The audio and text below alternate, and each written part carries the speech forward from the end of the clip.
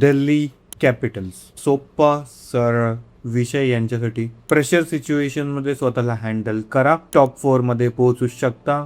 IPLच्या फायनलपर्यंत पोहोचण्याची तुमची क्षमता आहे, पण तुम्ही स्वतःला हँडल करा. स्वतःला प्रेशर सिच्युएशन्समध्ये गेम हरवू नका. मागच्या वर्षी तेच झालं. IPL 2020ची जी फायनल होती त्याच्यामध्येही तेच झालं होतं. या टीममध्ये सगळं पोटेन्शियल आहे. टॉप 4 मध्ये, टॉप 2 मध्ये फायनलपर्यंत पोहोचण्याचं पोटेन्शियल आहे, पण ते स्वतःला कसं हँडल करतात याच्यावरती बऱ्याच गोष्टी अवलंबून आहेत. दिल्ली कॅपिटल्सच्या IPL 2026ची जी टीम आहे त्याचे स्ट्रॉंग पॉईंट्स काय आहेत ते आपण पहिले बघून घेऊया. सॉर्टेड विषय त्यांचा पुन्हा बॅटिंगमध्ये. बॅटिंगचा विषय सॉर्टेड काय? KL राहुल, नितीश राणा तुम्ही आणलेलं आहे.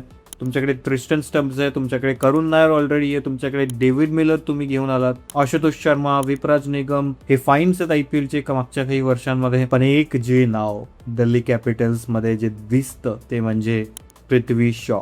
दिल्ली कॅपिटल्सच्या टीम मॅनेजमेंटला खरंच एक रिक्वेस्ट आहे की KL राहुल सोबत पृथ्वी शॉला पाठवा. काही मॅचेस, इनिशियल मॅचेसला चान्स द्या, बघा काय करतोय, काय परफॉर्म करतोय, त्यानंतर ड्रॉप केला तर चालेल, पण चान्स द्या.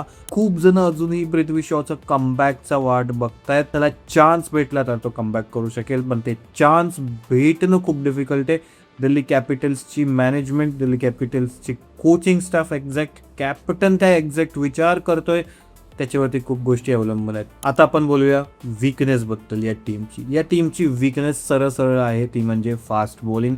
मिचेल स्टार्क सोडले तर बाकी कोणीही एक इम्पॅक्टफुल बॉलर त्यांच्याकडे नाहीये. खूप चांगली नाव आहेत. टी नटराजन, मुकेश कुमार, दुष्मंत चमीरा, खूप चांगली नाव आहेत. त्यांचे स्किल्स अजिबात अंडर एस्टिमेट करून चालणार नाही, पण तो एक जो फिअर फॅक्टर जो असतो बॉलिंग मध्ये तो तसा दिसत नाही. मिचेल स्टार्क अनअवेलेबल असणार आहेत काही इनिशियल मॅचेससाठी. तो जो एक होल आहे तो फिल करावा लागेल. दुष्मंत चमीराला खूप चांगला चान्स भेटू शकतो परफॉर्म करायला. जरी स्पिन बॉलिंग खूप चांगली सॉर्टेड असली दिल्ली कॅपिटल्सची, फास्ट बॉलिंग त्या दिल्लीच्या छोट्याच्या ग्राउंडवरती हा एक वीक पॉइंट नक्कीच आहे. तर आपण आता या टीमचं पहिले 11 किंवा प्लेइंग 11 बघूया. ओपनिंग ऑफकोर्स KL राहुल करतील, त्यासोबत बतुम निसंका करू शकतात. जर इंडियन प्लेयर्सला चान्स द्यायचा असेल तर अभिषेक पोरेल, बरेच लोक बोलतात की तो ओपन करू शकतो. पृथ्वी शॉलाही किती चान्सेस भेटतील, जे मी बोललो ते मनापासून बोललो, माझी मनाची इच्छा आहे सुरुवातीला जे बोललो ते, पण ते कितपत घडेल याचे चान्सेस खूप कमी आहेत. नंबर 3 वरती नितीश राणा खेळतील. करुण नायरचे भरपूर चान्सेस आहेत. या दोघांमध्ये टसल असू शकते, पण मला असं वाटतं की नितीश राणा खेळतील. नंबर 4 वरती ऑफकोर्स ट्रिस्टन स्टम्प्स. नंबर 5 वरती अक्षर Patel.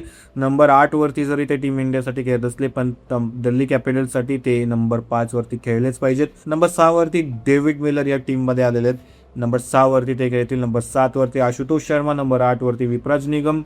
Number 9 Kuldeep Yadav. Number 10 Lungi Ngidi. Number 11 Mukesh Kumar. Impact player या टीमचे 2 इंडियन्स असू शकतात किंवा एक फॉरेनर ही असू शकतो, दुष्मंत चमीरा. मला जे जास्त चान्सेस वाटतात, कारण का दिल्ली कॅपिटल्सनी या इंडियन प्लेअरवरती एवढे इन्व्हेस्ट केले, ते म्हणजे टी नटराजन खेळतील इम्पॅक्ट प्लेअर म्हणून, किंवा बॅटिंगमध्ये जर कोणाला इम्पॅक्ट प्लेअर म्हणून स्वॅप करायचं असेल तर ते असतील समीर रिझवी. तर या टीमच्या आता एक्स फॅक्टर बद्दल बोलूया. सरळ हिशोब आहे, या टीमचा एक्स फॅक्टर त्यांचा कॅप्टन, त्यांचा बेस्ट ऑलराऊंडर आहे, तो म्हणजे अक्षर पटेल. खूप की प्लेयर आहे दिल्ली कॅपिटल्ससाठी अक्षर पटेल. हो, कॅप्टनशिप नवीन आहे IPL लेवलवरती, पण मागचा सीझन त्यांनी कॅप्टनशिप केली आहे. आता त्यांना एक्सपिरियन्स सुद्धा आहे आणि one of the smartest, one of the clever mind आहेत ते इंडियन क्रिकेट सर्किटमध्ये.